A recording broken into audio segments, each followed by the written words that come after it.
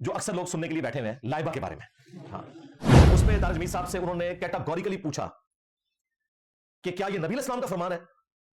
तारिक जमील साहब का कॉन्फिडेंस आसमानों पे है, कहते हैं हाँ नबी इस्लाम ने फरमाया। तौबा तौबा तौबा तौबा। मुस्लिम सही बुखारी में नहीं है, नहीं, कुरान में भी नहीं है, ये देखो ना, रसूल ने भी नहीं बताया।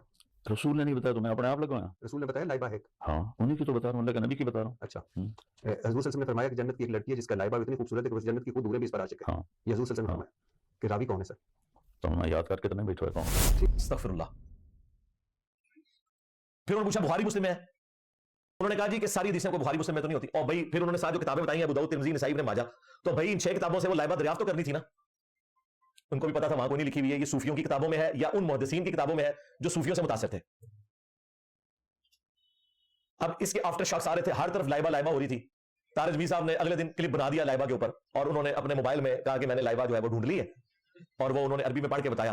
कभी तुम्हें शौक हुआ हो तो तुम्हें पता लगे। इन्न फिल जन्नति हवा युकालु लहा लाइबा कुल्लु हूरिल जनान युजिबन बिहा यज़रिबन बिअयदिहिन्ना अला कत्फिहा व यक़ुलना तूबा लकी या लाइबा लौ यअलमु तालिबून लजद्दू। लाइबा तो हमें कहा देती है ना। देखो ये लाइबा मैंने रट करवाया। जन्नत पढ़ते नहीं और इतराज़ करते हैं अहमकाना। इसके बावजूद तारिक जमील साहब हाफिज़हुल्लाह को तौबा की तौफीक नहीं मिली कि झूठी रवायत को नबी इस्लाम की तरफ मंसूब किया। झूठी रवायत को।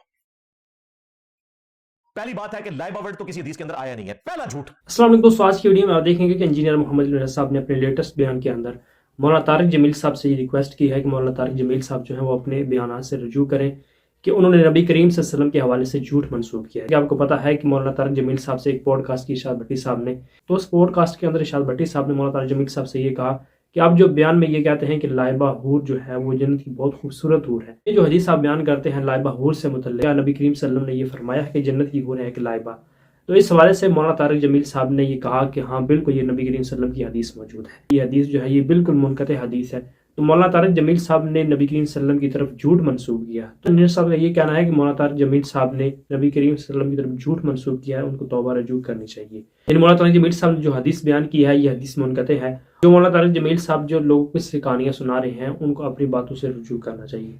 तो इस हवाले से इंजीनियर साहब की वीडियो देखें, उसके बाद हम बात। अक्सर लोग सुनने के लिए बैठे हुए हैं लाइबा के बारे में। हाँ, अच्छा ये इरशाद भट्टी साहब की दरियाफ्त है, मैंने ये क्लिप नहीं देखा हुआ था। हाँ, ये भट्टी साहब ने लाइबा हूर से मुतालिक क्लिप देखा तारिक जमील साहब का, और उससे मुतालिक उन्होंने वहां पर सवाल किया। अब वो जो नक्शा उन्होंने खींचा वो मैं तो नहीं खींच सकता, वो या तो भट्टी साहब खींच सकते हैं या तारिक जमील साहब। उस पे तारिक जमील साहब से उन्होंने कैटेगोरिकली पूछा कि क्या ये नबी इस्लाम का फरमान है।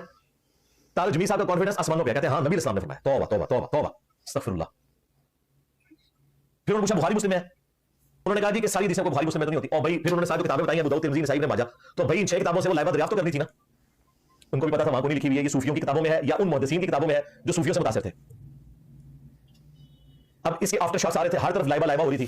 तारिक जमील साहब ने अगले दिन क्लिप बना दिया लाइबा के ऊपर और उन्होंने अपने मोबाइल में कहा कि मैंने लाइबा जो है वो ढूंढ ली है, और वो उन्होंने अरबी में पढ़ के बताया। इसके बावजूद तारिक जमील साहब हाफिज़हुल्लाह को तौबा की तौफीक नहीं मिली कि झूठी रवायत को नबी इस्लाम की तरफ मंसूब किया। झूठी रवायत को। पहली बात है कि लाइबा वर्ड तो किसी हदीस के अंदर आया नहीं है, पहला झूठ।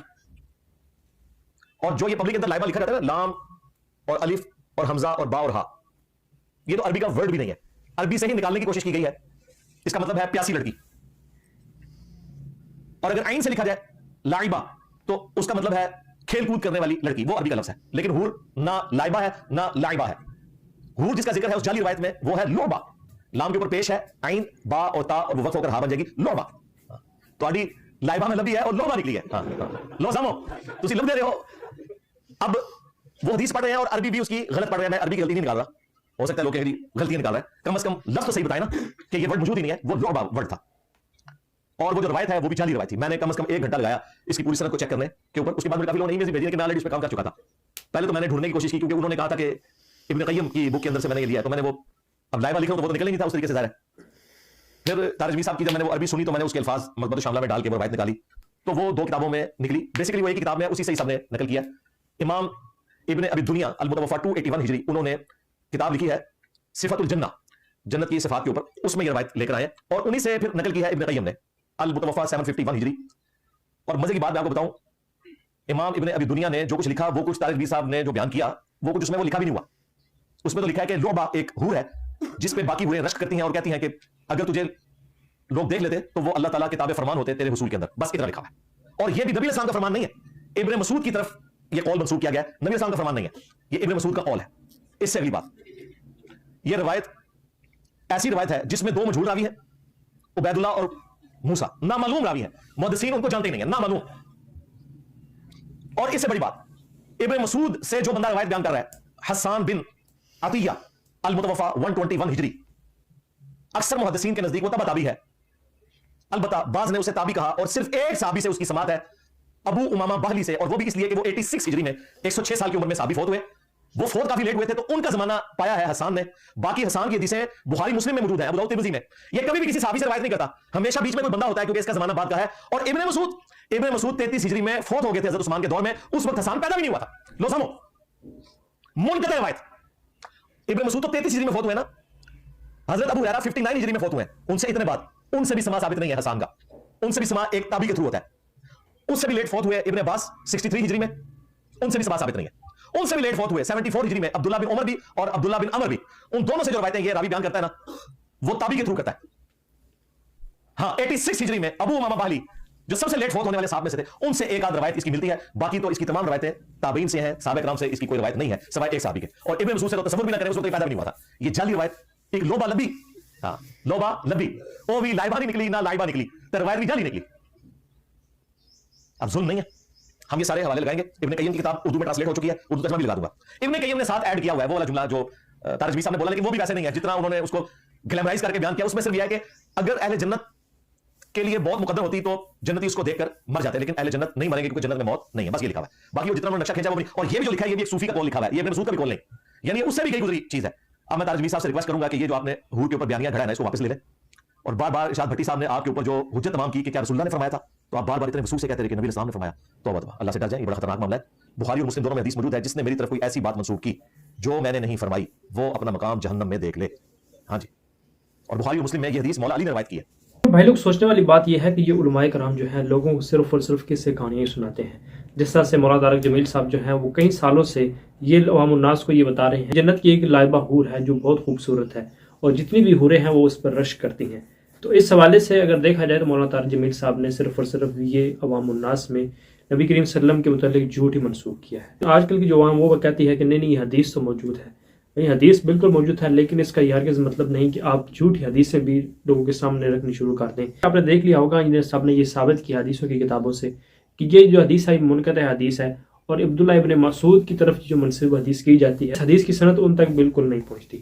اور نبی کریم صلی اللہ علیہ وسلم کے متعلق جو جھوٹ منسوب کیا ہے, مولانا طارق جمیل صاحب کو معافی مانگنی چاہیے کہ انہوں نے نبی کریم صلی اللہ علیہ وسلم کی طرف جھوٹ منسوب کیا ہے. تو آئندہ سے مولانا طارق جمیل صاحب اور دیگر جتنے بھی ایسے علماء کرام ہیں جو اس طرح کی کہانیاں بیان کرتے ہیں لوگوں کے سامنے, تو ان کو اللہ تعالیٰ کے خوف سے ڈرنا چاہیے, ان کو خوب تحقیق کرنی چاہیے, اس کے بعد عوام الناس کے سامنے ایسی حدیثیں رکھنی چاہیے, ایسی قصے کہانیاں سنانی چاہیے. یہ الگ بات ہے کہ آپ لوگوں کو قصے کہانیاں سنائیں, لیکن نبی کریم صلی اللہ علیہ وسلم کی طرف آپ جھوٹ منسوب بالکل نہ کریں, اپنی آخرت خراب بالکل نہ کریں.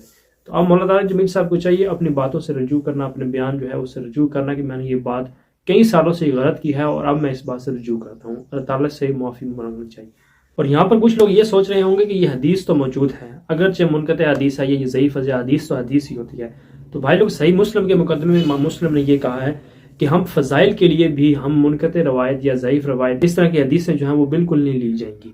فضائل کے لیے بھی ہم حدیثیں جو ہیں وہ صحیح لیں گے. امام مسلم کا یہ کہنا ہے کہ صحیح حدیثیں جو ہیں وہ ختم ہو چکی ہیں, تو ہم جو ہیں وہ غریب یا ضعیف یا منقطع روایت کی طرف دوڑتے ہیں. اگر ہم نے فضائل بھی بیان کرنے ہیں تو اس میں بھی ہم نے صحیح حدیثوں کو ہی ڈسکس کرنا ہے. اللہ سے دعا اللہ تعالیٰ امت مسلمہ کو نبی صلی اللہ علیہ وسلم چل کر زندگی گزارنے کی توفیق دے اور ہمیں صحیح حدیث بیان کرنے کی توفیق دے. ملتا ہے نیکسٹ ویڈیو میں.